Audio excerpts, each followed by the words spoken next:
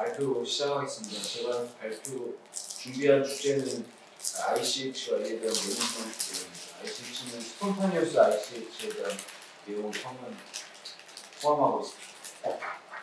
스폰타니어스 ICH는 매년 한 10만 명당 10건에서 한 30케이스 정도 발생한다고 알려져 있고, 모든 스트로크에서 한 10에서 15% 확률로 인스턴스하게 발생된다고 알려져 있으며, 교과서적으로 모탈리티는 브로드하게 20%에서 최대한 70% 사이 되고 있다고 알려져 있습니다.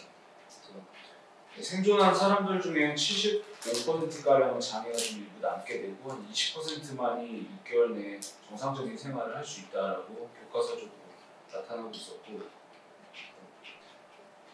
유발 인자로는 가장 흔하게 하이퍼텐션, 그리고 연령, 인종, 주로 남성에서 발생한다고 알려져 있고, 아밀로이드 엔지오패시도 두 번째로 유발 요인이 되겠습니다.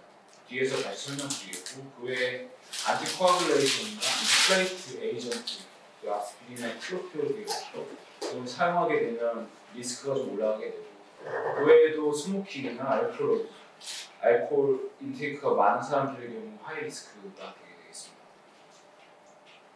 예후는 가장 중요한 예후인자로는 헤마토마 볼륨이 많아질수록 그만큼 더 예후가 좋지 않다라고 알려져 있고,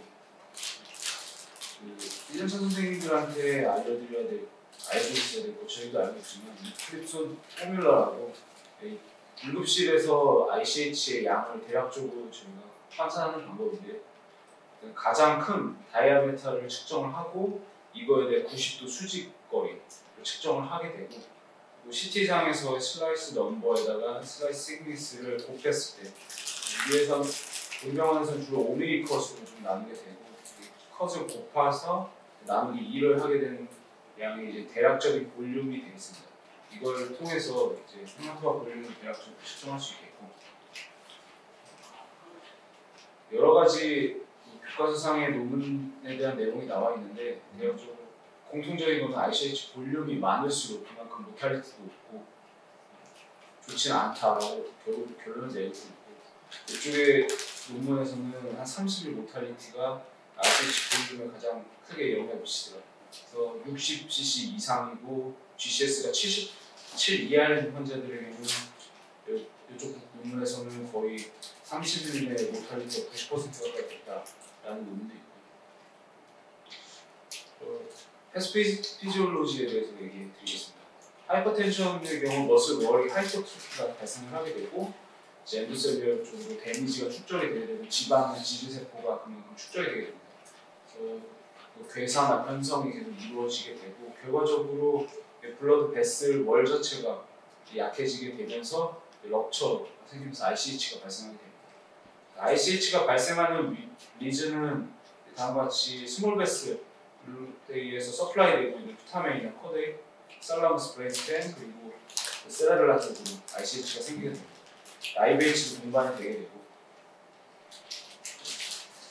아밀로이드 엔지오패시에 대해서 우리가 기억을 해야 될 거는 주로 70세 이상의 고령에서 주로 발생한다고 기억을 해주시면 되겠고, 주로 호발하는 부위는 로바이노리지라고 해서 옥시피탈이나 파리탈 롭에 ICH가 생기고, 고령일 경우에는 우리가 혈압도 그렇게 높지 않은데 ICH가 왔다 그러면 아밀로이드 엔지오패시를 배제를 감별을 해야 되겠다고 알고 계시면 되고, 아밀로이드 엔지오패시는 알츠하이머나 또 아포리코드 프로테인 B와도 좀 연관성이 있고, 베타 아밀로이드가 축적을 하면서 이런 것들이 투니카 미디아나 어드벤티시아 쪽에 어큐뮬레이션 되고, 결과적으로 머슬셀의 고수한 로스, 네크로시스의 마이크로 어미니즘 자체가 형성이 되고, 그냥 베슬 럭처가 생기면서 ICH가 생기게 됩니다.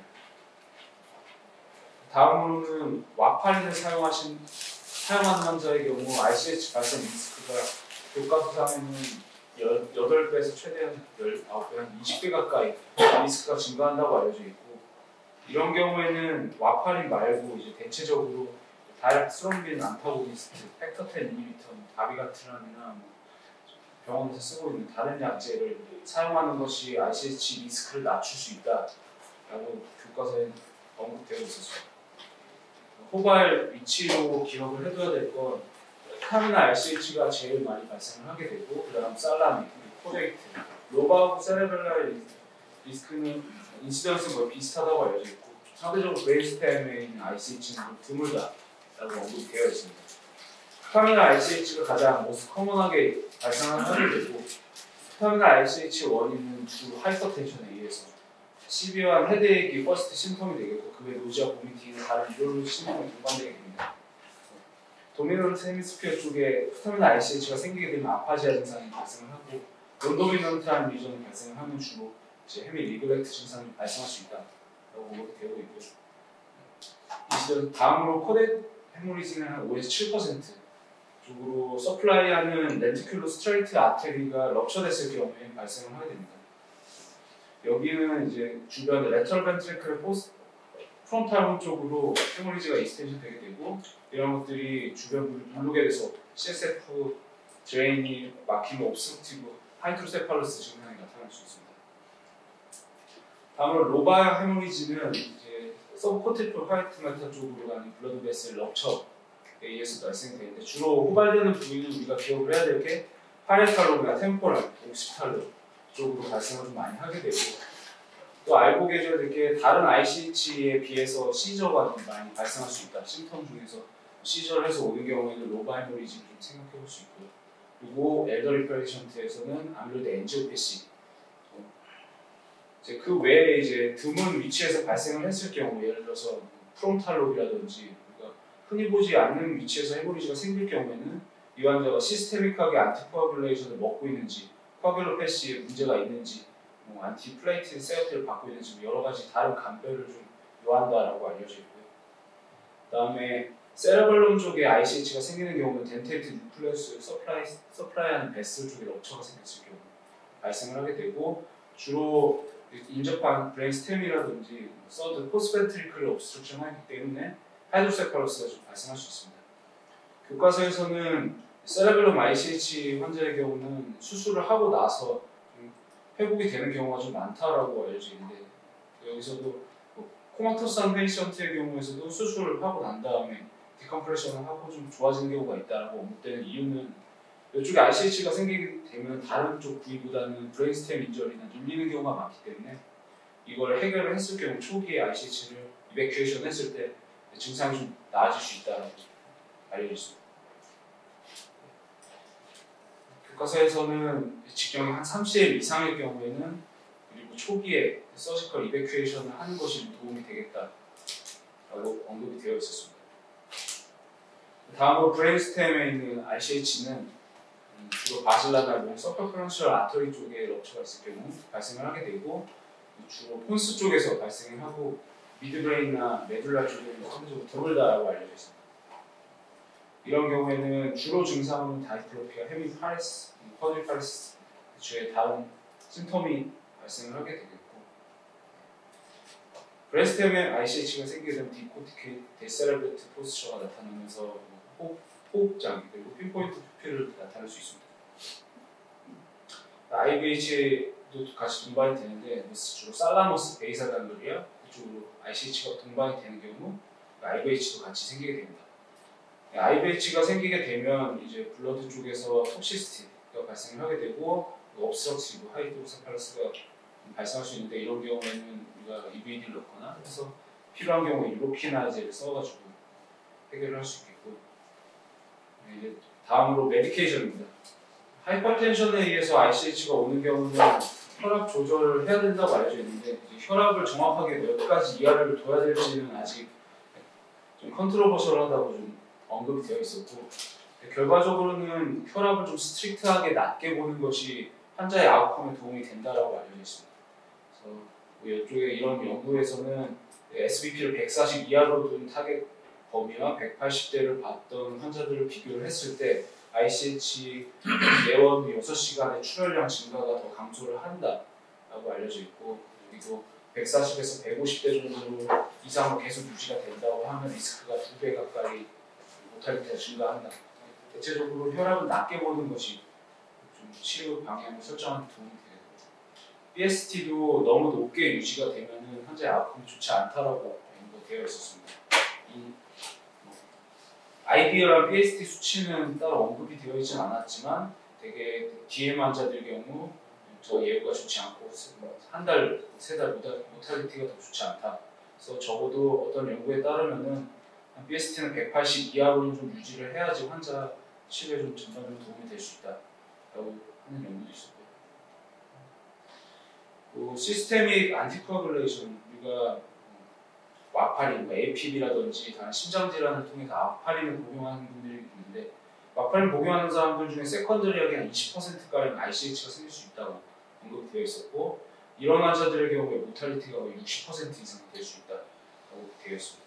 이러한 환자들에 대해서 리버설 세라피는 많이 FFP나 비타K를 흔히 사용할 수 있고 와파린은 환자분은 이제 상대적으로 리스크를 줄이기 위해서 다이렉트 스롬빈 안타고니스트 팩터 10 이니비터를 대신 좀 쓰는 것이 요즘 좀 도움이 될 수 있겠다고 알고 있습니다. 보온원에서 쓰는 자가약으로는 리바록스하고 자레토를 와파린 대신에 쓰는 경우가 있고 다비가트라는 팩터 10 이니비터로 보온원에서는 프라닥사라는 약을 쓰고 있습니다. 이제 상대적으로 이런 약들이 와파린보다는 좀 ICH 리스크가 낮다고 알려져 있고 그 외에 아스피린 복용하는 사람들이 요즘 흔한데 한 10,000명당 인시던스는 12명 정도. 교과서상에서는 와파린, 아스피린 복용하지 않는 사람이 않는 엘더리 페이션트보다 오히려 젊은 사람이 아스피린을 장기간 복용하는 환자가 더 ICH가 발생하는 확률이 높다라고 알려져 있고 특히 최근에는 스텐트를 수술을 받는 사람들이 많아서 장기간 동안 이제 듀얼 아티플레이트를 사용하는 사람들이 많은데 이런 환자는 경우 시너지 효과가 있어가지고 더 리스크가 높다고 되어 있습니다. 대개 이런 안티플레이트 에이전트를 끊게 되면은 플레이트 펑션은 한 3일에서 5일 정도 되면 리커버가 되기 시작하고 그래서 정상적으로 기능을 할 때까지 7, 8일이 소요된다고 나타나 있습니다. 그래서 우리가 아스피린이나 플라빅스를 끊으면 적어도 한 7, 8일 정도 이상은 끊어야 정상적인 회복을 할 수 있다고 알고 계시면 될 것 같습니다. ICP가 올라가는 경우는 매스 이펙트로 헤마토마 양이 많을 경우 그리고 이제 해결 그런 경우가 있는데 이제 매니지먼트는 우리가 알고 있다시피 쿨링을 한다든지 세데이션을 시킨다든지 다이유레틱스나 ICP 컨트롤을 좀 하는 메디케이션이 필요하겠고 이러한 것들을 해도 ICP 조절이 안 된다 이런 경우는 서지컬 디컴프레션을 좀 해볼 수 있다고 되어 있습니다. 그래서 이제 서지컬 매니지먼트를 할지 그냥 경과 관찰을 하고 메디케이션만 할지는 아직까지 정확한 가이드라인이 나온 건 없고 여러 가지 논문이나 발표 자료가 나와 있긴 있습니다.